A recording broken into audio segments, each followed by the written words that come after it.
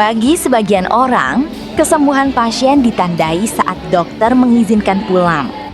Namun di RSUD Makassar, persoalannya tidak selalu selesai di ruang perawatan. Banyak pasien terlantar yang ditemukan di jalan, dirawat hingga sembuh, tetapi tidak memiliki tujuan untuk pulang. Ada yang lupa alamat rumahnya, ada pula yang tak lagi memiliki keluarga yang merawat. Kondisi itu mendorong Direktur RSUD Makassar, Dr. A. Ani Mulyani, menghadirkan inovasi bertajuk Geliat atau Gerakan Empati Layanan Integrasi Aktif Terpadu. Melalui Geliat, RSUD Daya menggandeng berbagai instansi, mulai dari Dinas Sosial, Dinas Kependudukan dan Pencatatan Sipil, Disdukcapil, hingga pemerintah kecamatan dan kelurahan, agar penanganan pasien terlantar dilakukan secara terpadu. Salah satu kisah yang menjadi bukti manfaat inovasi tersebut terjadi belum lama ini. Seorang pasien yang ditemukan di jalan dengan kondisi diare berhasil dirawat hingga sembuh. Namun saat ditanya alamat rumahnya, jawabannya berubah-ubah. Selama ini, RSUD Daya harus berkoordinasi dengan Dinas Sosial untuk mencari identitas maupun keluarga pasien terlantar. Proses tersebut kerap memakan waktu berhari-hari, sehingga pasien yang sebenarnya telah sembuh masih menempati ruang perawatan. Dan hampir semua pasien dan semua warga juga, bahkan bukan cuma di Makassar, di luar Makassar pun juga paham bahwa di Makassar ini, di rumah sakit kita ini, di Pemkot ini ada namanya jalan besar. Jadinya setiap ada warga yang ditemukan di jalan tanpa identitas dibawa ke sini kalau memang membutuhkan pelayanan medis kedokteran. Kendalanya selama ini, kalau sudah kita tangani, kita mau pulangkan, tidak ada tempat tujuannya. Gitu. Jadi kami memang di Dinsos itu ada namanya PPC, kemudian Dinsos membantu reunitinya, cuman kadang-kadang lama, butuh berhari-hari. Kami pernah merawat pasien yang mau dipulangkan itu karena kendala tadi administrasi dan sebagainya, itu sampai jarak dari dokter, misalnya hari ini dokter membolehkan pulang hari ini, pas harus stay lagi sampai beberapa hari ke depan karena masalah administrasi. Alhamdulillah dengan jadi program ini namanya Geliat, singkatan dari Gerakan Empati Layanan Integrasi Aktif Terpadu karena di situ kami melibatkan lintas sektor yang memang kita butuhkan kerjasamanya untuk penyelesaian tindak lanjut dari pasien yang terlantar dirawat di sini.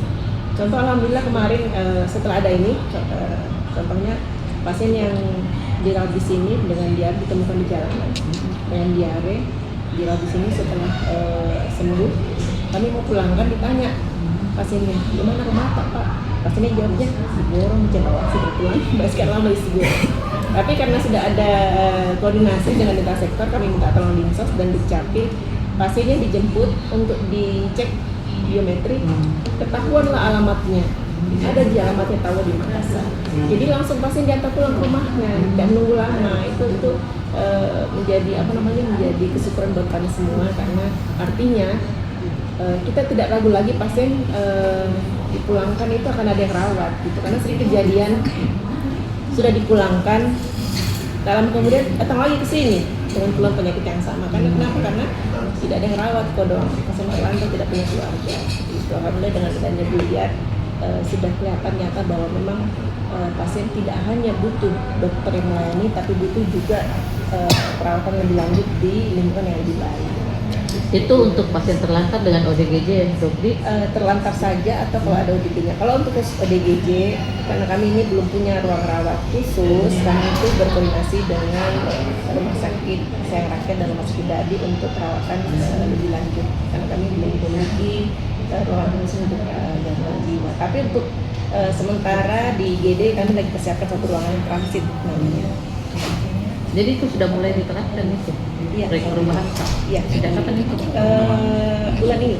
Oh, bulan ini. Masih ada pembenahan. Sementara koordinasi kan masih dilakukan melalui grup WhatsApp, tetapi kami mulai mengembangkan aplikasi yang berbasis web untuk bisa semua mengakses. Semua ini artinya orang-orang yang misalnya gini, kan SOP-nya jika ada warga didapatkan misalnya di daerah Biringkanaya misalnya, jadi orang tersebut berkoordinasi dengan pemangku wilayahnya, cabang lurah, nanti mereka akan melaporkan ke kami untuk kami persiapkan penerimaannya di sini seperti itu.